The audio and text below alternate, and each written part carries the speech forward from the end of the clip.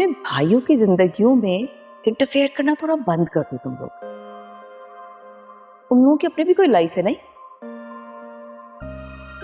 मेरा मैका दूर है ना, मैं रोज जाके बैठ नहीं सकती अपने मैके में। जो है समीर।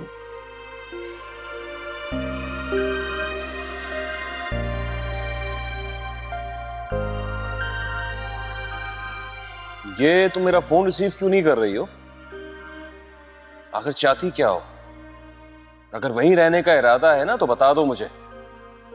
मुझे भी तुम्हें जबरदस्ती अपने साथ रखने का कोई शौक नहीं है। अगर मेरी बेटी मेरे साथ रहेगी, याद रखना।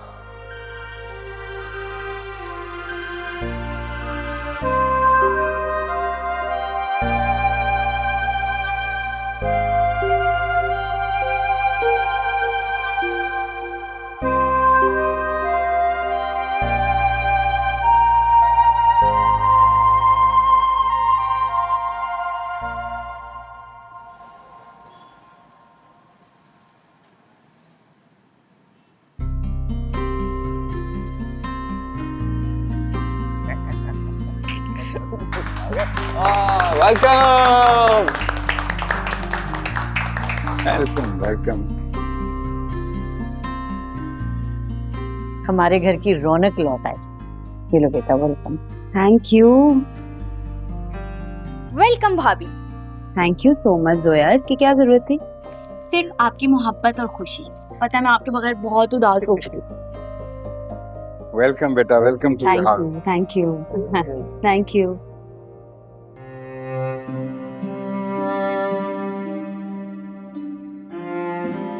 मुझे माफ कर दो, बहुत बड़ी गलती हो गई है मुझसे। सॉरी।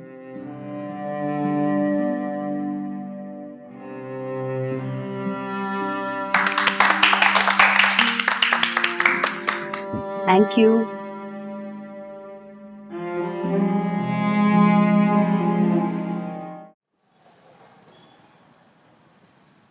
तुम्हारा बहुत शुक्रिया बेटा कि तुम आज यहाँ रुक गई।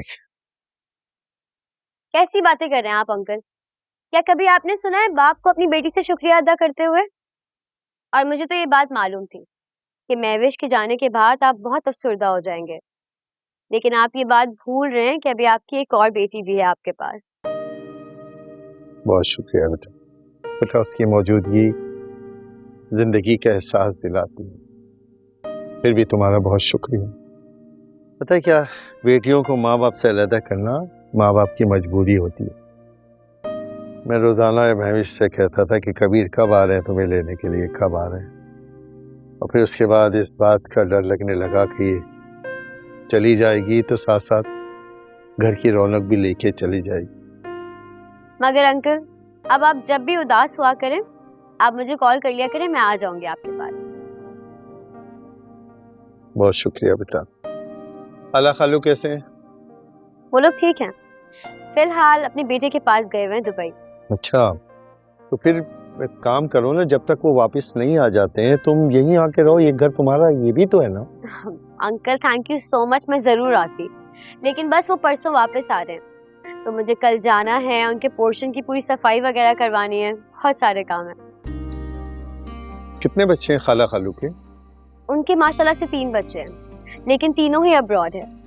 और खाला खालू उनको पाकिस्तान से बाहर जाना पसंद ही नहीं है, तो बस जाते हैं, अपने बच्चों से मिलते हैं और वापस आ जाते हैं। गुड।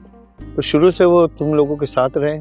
जब उनका छोटा बेटा दुबई शिफ्ट हुआ तब पापा ने हमारे घर में उन्हें सेपरेट पोर्शन दे दिया ताकि हम सब साथ रह सकें। तो बहुत अच्छा किया तुम्हारे पापा ने। बिल्कुल अंकल, वो कहते हैं ना कि कई दफा कुदरत हमसे वो काम करवा देती है जो हमारे लिए आइंदा के लिए बेहतर होते हैं।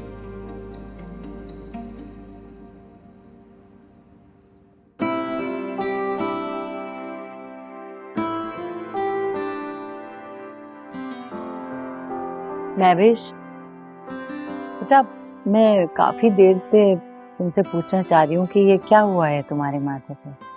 अरे नुमानी, छोटा सा एक्सीडेंट हुआ। सिमू, एक्सीडेंट? अब एक्सीडेंट नहीं था, एक्चुअली मैंने इमरजेंसी में ब्रेक लगा दिया था तो वो स्टीयरिंग से सर टकरा गया। एक्सीडेंट ही हुआ ना?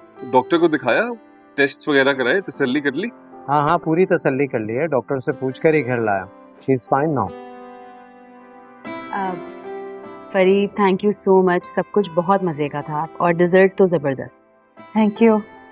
और ये सब परी ने स्पेशली तुम्हारे लिए बनाया था। Thank sir you. है भाई, इसी बहाने में परी के हाथ का खाना खाने को मिल गया।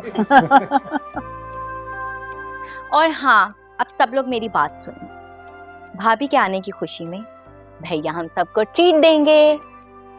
वाह भाई, ये खुद ही डिसाइड भी कर लिया मैं ट्रीट दूंगा। हाँ भाई, आप लोग सब मेरी बात से अग्री करते हैं? हाँ बिल्कुल। जाहिर है, कौन मना कर सकता है भाई।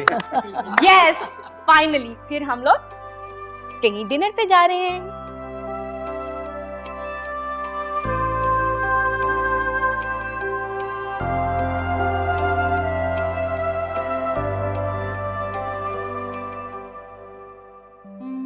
क्या महविश, ये कैसे वापस आ गई? बहुत ही बेगैरत लड़की है भाई। इतनी बेइज्जती सहने के बाद वापस आ गई, ये उम्मीद नहीं थी मुझे महविश तुमसे। इतनी लालच कि अपनी इज्जत पर मियाँ की दौलत को फौक के दे दी इसने। हद है मक्कारी की। तो वाह,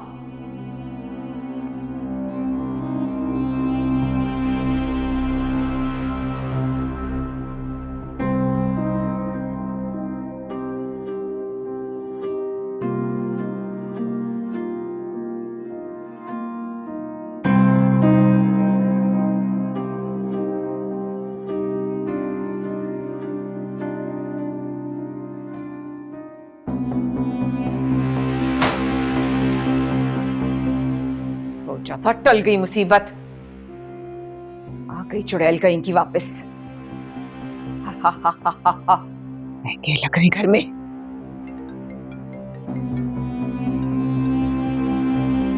जी बोले, क्यों फोन किया था? अरे क्या बात है बनी, किस तरह मुझसे बात कर रही हो तुम? इतनी जली बुनी बैठी हुई हो। यार मैं, मेरा दिमाग खराब मत करें, मेरा मूड बहुत खराब है अभी इस वक्त। समझ में आई आपको? प्लीज बताएं क्यों फोन किया था? हुआ क्या पता तो चले। होना क्या था अम्मी? आ गई वापस वो चुड़ैल। सी बात कहीं की। चुड़ैल? कौन चुड़ैल? आपको नहीं पता मैं किसकी बात कर रही हूँ? इस घर में एक ही है। बेटा तुम तो सरबत को, फरी को, जोया को, हर एक को ही चुड़ैल कह देती हो। अम्मी, मैं महविश की बात कर रही हूँ, मेरी जिंदगी का सबसे बड़ा कांटा। व्हाट? महविश वापस आई है? लेकिन तुमने तो कहा था कि वो घर छोड़ के चली गई है, भैया ने उसे भेज दिया है। अम्मी, लग तो यही रहा था हालात से। महसूस भी ये हो रहा था कि अब नहीं आएगी वापस। भैया भी अकेले रहने लगे थे, सब कुछ छोड़ दिया था, किसी के हाथ ना खाना ना पीना, कमरे में बंद। मैं तो यही समझ रही थी यार। अरे वो तो मजनू बन के बैठ गए होंगे ना बीवी की याद में, और यकीनन मना के भी वही लाए होंगे उसे। ये बुढ़ापे के चोचले भी ना, जवान बीवी मिल गई है, इसके नखरे उठाने में लगे। बर्दाश्त नहीं हो रहा होगा ना उनसे। हाय हाय, तुमसे तो शादी हुई जवान लड़की से, उसको मनाते कैसे? बस मना के ले आए। तुम